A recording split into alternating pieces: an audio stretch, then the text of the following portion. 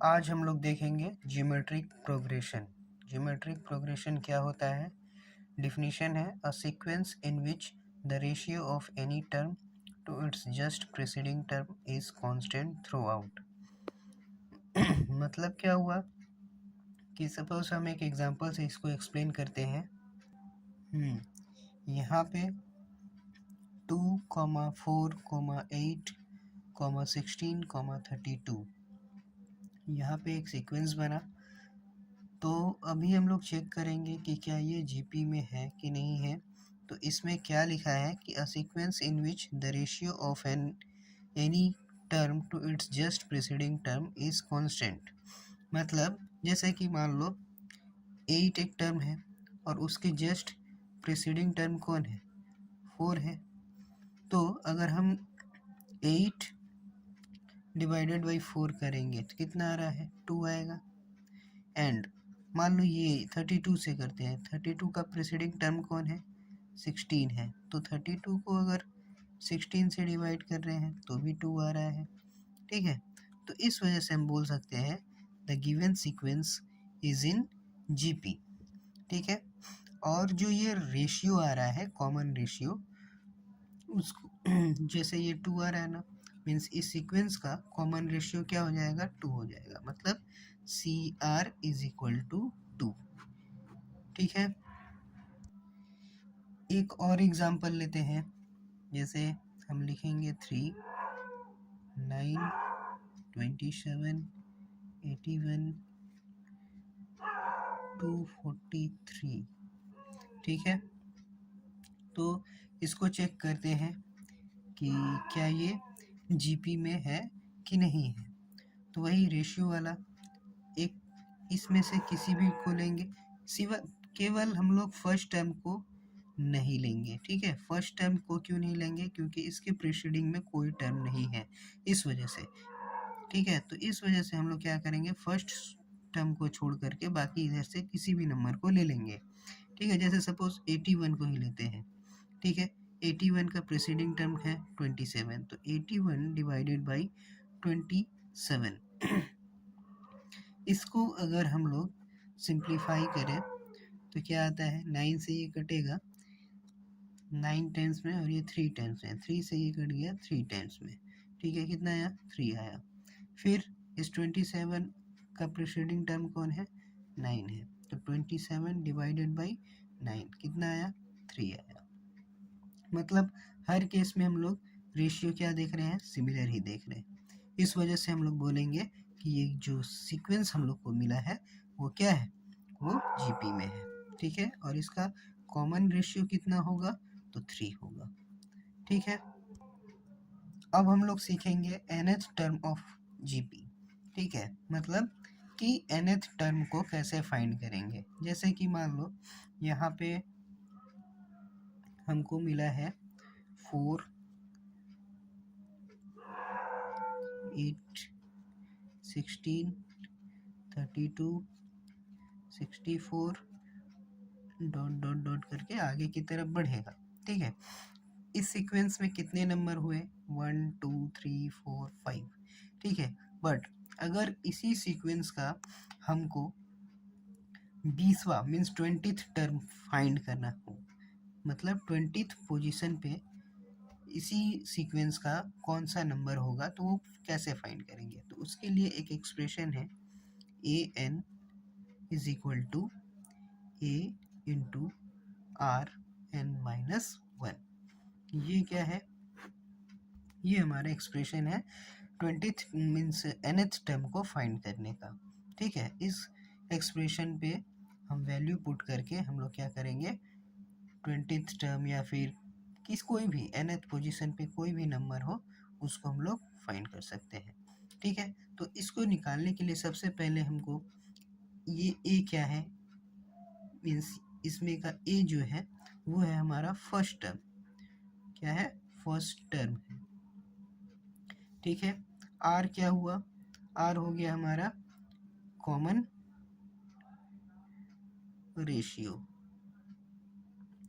Common ratio हो गया। उसके बाद जो एन है वो हमारा, जैसे कि अगर हम लोग यहाँ पे 20 लिए है ना, तो n के जगह में 20 लिखना होगा। ठीक है, अब देखो हमारा फर्स्ट टर्म क्या है, फर्स्ट टर्म इस सीक्वेंस में क्या है, 4 है, तो हमारा फर्स्ट टर्म 4 हो जाएगा। कॉमन रेशियो क्या होगा, अब कॉमन रेशियो हम लोग कैसे निकालते हैं, मान लो इसमें से एक टर्म को ले लिए, उसका प्रीसीडिंग टर्म से उसको डिवाइड कर देंगे, तो 16 है, उसको अगर 8 से डिवाइड कर देंगे तो कितना आएगा, 2 आएगा, मीन्स कॉमन रेशियो कितना हुआ, 2 हो गया। अब ये वैल्यूज़ को इस वाले एक्सप्रेशन में रखते हैं, तो a/20 इज इक्वल टू क्या हो जाएगा, ए का वैल्यू है 4, आर का वैल्यू है 2, एन 20 माइनस 1। ठीक है, तो 4 इंटू 20 माइनस 1 कितना हो जाएगा, 19। तो 2 का पावर 19 देखेंगे क्या होता है। ठीक है, जैसे कि 2 का पावर 6 कितना होता है, 2 का पावर 6 इंटू 2 का पावर 6 इंटू 2 का पावर 6। सिंपली ये कैलकुलेशन को सिंपल करने के लिए दिखा रहे हैं। 2 का पावर 6 होता है 64, एंड ये ऑल्सो 64 होगा और ये 64 होगा, तो 64 का क्यूब निकालेंगे। उसके बाद फर्दर हमको 2 से मल्टीप्लाई करना होगा, फिर 4 से मल्टीप्लाई करना होगा, तो हमारा क्या हो जाएगा, 20th टर्म हम फाइंड कर लेंगे। ठीक है, ये तो थोड़ा ह्यूज कैलकुलेशन हो गया। अगर मान लो इसी का कोई छोटा सा, अगर मान लो 10th टर्म ही अगर फाइंड करना हो तो कैसे फाइंड करते, तो इस 20 की जगह में हम लोग 10th लिख लेते हैं। ठीक है, तो 4 इंटू 2 इंटू 10 माइनस 1, तो 2 का पावर 9 हो जाता, तो 2 का पावर हम 9 इजीली फाइंड कर लेते हैं। ठीक है, 2 का पावर 9 हम लोग इजीली फाइंड कर लेते, तो क्या होता है, a/10 is equal to 4 into 2 का पावर 9। 2 का पावर 9 कितना होता है, 2 का पावर 3 होता है, 2 का पावर 3 8 होता है, तो 8 इंटू 8 कितना हो गया, 512।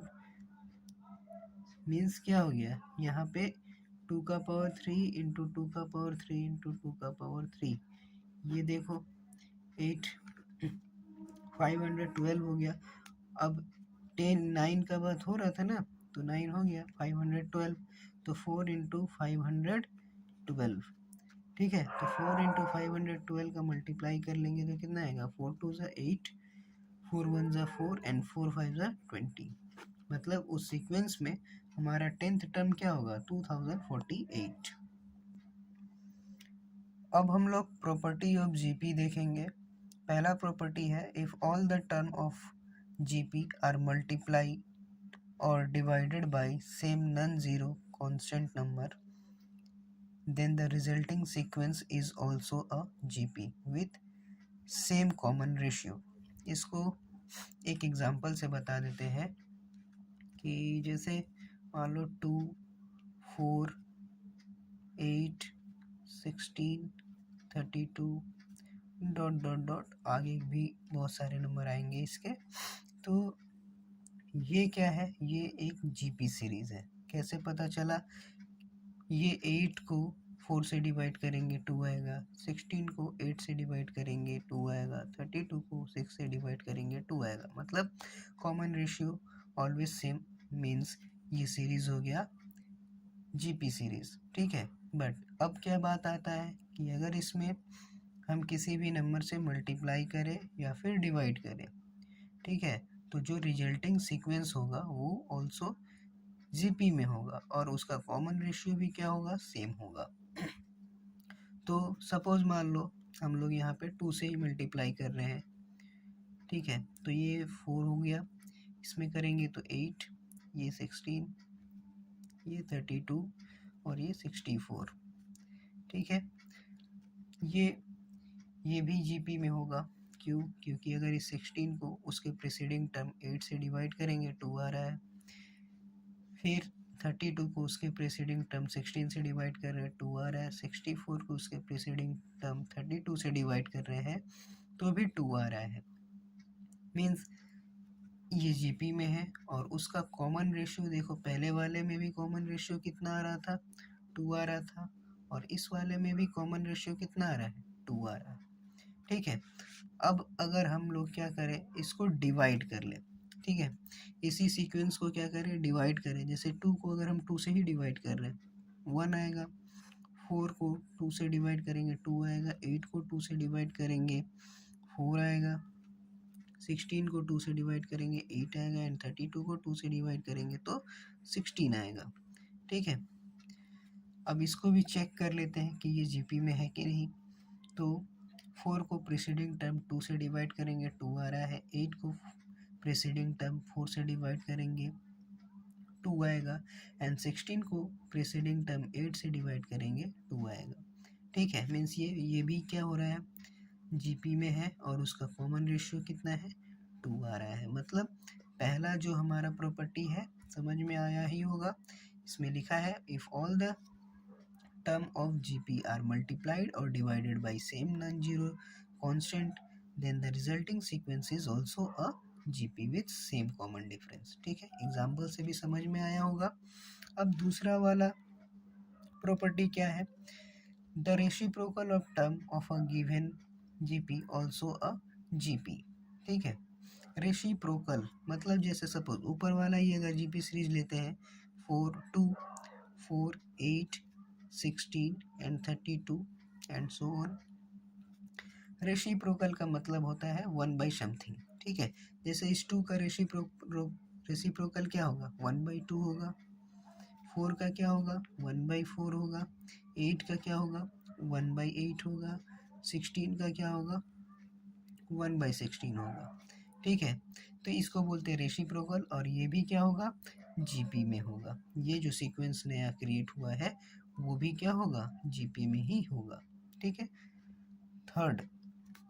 थर्ड प्रॉपर्टी है if each term of a GP is raised to same power then the resulting sequence also form a GP. ठीक है, हम एक एग्जांपल लेते हैं, ऊपर वाले एग्जांपल लेते हैं, आसान है। 2 4 8 16 32 एंड सो ऑन। अगर हम क्या करें, इसको इसके सारे टर्म को सेम पावर दे दें। ठीक है, सपोज हम इसका 2 कर देते, पावर 2 सबका।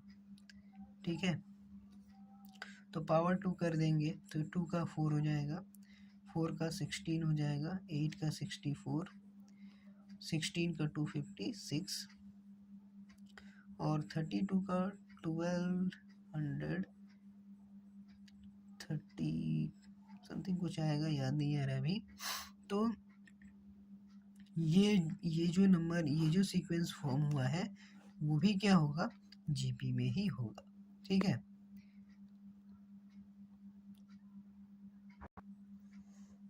अब ये हमारा चौथा प्रॉपर्टी है if a b c are 3 consecutive term of GP then b square is equal to a c. ठीक है, इसके लिए एक एग्जांपल लेते हैं, 4 8 16 32 64 एंड सो ऑन। ठीक है, इसमें बोला है 3 कंजिक्यूटिव टर्म्स। सपोज ये 3 कंजिक्यूटिव टर्म्स को हम लोग ले लेते हैं। ठीक है, तो इसको मान लेते हैं ए, ये हो गया हमारा बी, और ये हो गया सी। तो इसमें क्या बोला है कि अगर हम ए और सी का मल्टीप्लाई कर दें, ठीक है, तो वो बी स्क्वायर के बराबर हो जाएगा। ठीक है, तो 16 का स्क्वायर कितना होता है, 256, ये हमारा बी है।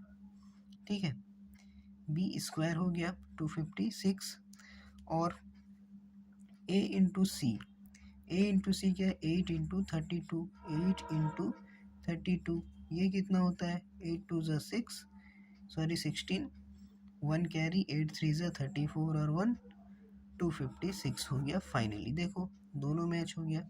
ठीक है, तो ये एक प्रॉपर्टी है, और ये प्रॉपर्टी का इस्तेमाल करके हम कभी कभी जब हम कंफ्यूज हो जाते हैं कि गिवन सीक्वेंस एपी में है कि नहीं है, तो ये रूल भी हम फॉलो करके पता कर लेंगे कि सीक्वेंस जो है हमारा एपी में है कि नहीं है। ठीक है, अब जैसे हम लोग यहाँ पे आकर के इसी चीज़ को चेक कर लेंगे, जैसे कि यहाँ से हम लोग 3 कंजिक्यूटिव नंबर लिए, ये ए हो गया, ये बी हो गया और ये सी हो गया। मीन्स इसका अगर स्क्वायर करेंगे तो इनके मल्टीप्लिकेशन के बराबर होगा। 8 का स्क्वायर 64, 4 इंटू 16 64 ऑल्सो हो गया। ठीक है, मतलब बराबर हो गया। मीन्स ये सीक्वेंस क्या हो गया हमारा, एपी में हो गया। ठीक है, सॉरी जीपी में हो गया। अब हमारा अगला टॉपिक है sum of first n terms of GP. मतलब जीपी के सीक्वेंस दिए रहेंगे, ठीक है, उसको क्या करना है, उनके सम को फाइंड करना है। जैसे कि सपोज एक एग्जांपल है हमारा, एक जीपी सीक्वेंस बनाते हैं 4 8 16 32 डैश डैश डैश। ठीक है, और मान लो ये आगे बढ़ेगा। ठीक है, और इसका इन्हीं सब का हमको सम निकालना है। मीन्स 4 + 8 + 16 + 32 + 64 तक लेते हैं। और हमको अगर सडनली इसको ऐड करना हो, ठीक है, तो कैसे करेंगे और ये कैसे पता करेंगे कि इसका सम कितना होगा। तो इसके लिए हमारे पास एक एक्सप्रेशन है। ठीक है, तो सम करने के लिए Sn is equal to a into 1 minus R whole to the power n divided by 1 minus R. ठीक है, ये एक्सप्रेशन का इस्तेमाल कब करेंगे, जब आर का जो वैल्यू मीन्स कॉमन रेशियो का वैल्यू एक से छोटा हो, मतलब लेस देन 1, उस केस में करेंगे। ठीक है, एक दूसरा होता है a into r to the power n minus 1 divided by r minus 1। इसका इस्तेमाल कब करेंगे, इफ आर ग्रेटर देन 1। ठीक है, जब आर का वैल्यू एक से बड़ा हो तब हम इस नीचे वाले एक्सप्रेशन का इस्तेमाल करेंगे सम फाइंड करने के लिए, और जब आर का वैल्यू एक से छोटा हो तो ऊपर वाले एक्सप्रेशन का यूज़ करेंगे हम लोग सम फाइंड करने के लिए। ठीक है, अब क्या करते हैं, 4 + 8 + 16 + 32 + 64 इसका सम फाइंड करते हैं। ठीक है, इसका सम फाइंड करने के लिए सबसे पहले हमको क्या पता होना चाहिए, फर्स्ट टर्म। तो फर्स्ट टर्म हमारा ए जो ये है 4। कॉमन रेशियो इसका क्या हो जाएगा, 16 को अगर प्रीसीडिंग टर्म 8 से डिवाइड करेंगे तो 2 आएगा। मतलब कॉमन रेशियो कितना आ गया, 2 आ गया। ठीक है, एन मतलब नंबर्स ऑफ टर्म। ठीक है, तो इसमें कितने नंबर्स ऑफ टर्म है, 1 2 3 4 और 5। तो एन के जगह में हम लोग 5 लिखेंगे। ठीक है, तो यहाँ पे हम लोग क्या देखने को मिला कि आर का जो वैल्यू है, कॉमन रेशियो जो है वो ग्रेटर देन 1 है, मतलब 2 है। ग्रेटर देन 1 मतलब हम लोग इस एक्सप्रेशन का इस्तेमाल करेंगे इस सीक्वेंस का सम फाइंड करने के लिए। ठीक है, तो क्या लिखेंगे हम लोग, फर्स्ट टर्म मतलब ए के जगह में हम लोग 4 लिखेंगे। उसके बाद आर कॉमन रेशियो हमारा आया 2, और n मतलब नंबर ऑफ टर्म्स कितने हैं, 5 माइनस 1 डिवाइडेड बाई आर की जगह 2 माइनस 1। ठीक है, तो 4 2 का पावर 5 कितना होता है, 32। 2 का पावर 5 32 माइनस 1, और यहाँ पे 2 माइनस 1 कितना आया, 1 आ गया। ठीक है, तो यहाँ से 4 इंटू 31 हो जाएगा। ठीक है, 4 1 ज़ा 4, 4 3 ज़ा 12। मतलब ये 4 + 8 + 16 + 32 और 64 को जब हम लोग ऐड करेंगे तो इसका सम कितना होगा, 124 होगा। ठीक है, तो ये एक्सप्रेशन समझ में आया कि किस तरह से हम लोग सम फाइंड कर लेते हैं। तो ये दो एक्सप्रेशन का यूज़ हम लोग तब करेंगे जब हमको नंबर ऑफ टर्म्स पता हो। ठीक है, बट कभी कभी हमको इनफाइनाइट सीरीज का सम पता करना होता है। ठीक है, तो इनफाइनाइट सीरीज का सम पता करने के लिए क्या करेंगे, तो इनफाइनाइट सीरीज का सम पता करने के लिए एक और एक्सप्रेशन है जो हम अब तुमको बताने जा रहे हैं, sum of infinite term of a GP. ठीक है, जब means if R less than 1, means common ratio का वैल्यू अगर लेस देन 1 हो तो एस इन्फिनिटी मतलब इन्फिनाइट नंबर ऑफ टर्म्स के लिए वो एक्सप्रेशन क्या हो जाएगा, ए बाई 1 माइनस आर। ठीक है, इन्फिनाइट नंबर ऑफ मतलब टर्म्स के लिए सम क्या हो जाएगा, a divided by 1 minus R. ठीक है, बट जब कॉमन रेशियो का वैल्यू अगर ग्रेटर देन 1 हो जाए तो उसका सम फाइंड करना पॉसिबल नहीं होगा। ठीक है, सम फाइंड करना पॉसिबल नहीं होगा। इनफाइनाइट सीरीज तक सम फाइंड तभी होगा जब कॉमन रेशियो का वैल्यू लेस देन 1 होगा। ठीक है,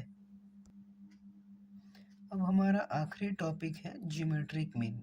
इसका ये कुछ ज़्यादा इम्पोर्टेंट नहीं है, हम जस्ट इसका तुमको एक एक्सप्रेशन लिख करके बता दे रहे हैं। ठीक है, ज्योमेट्रिक मीन को जीएम भी बोलते हैं।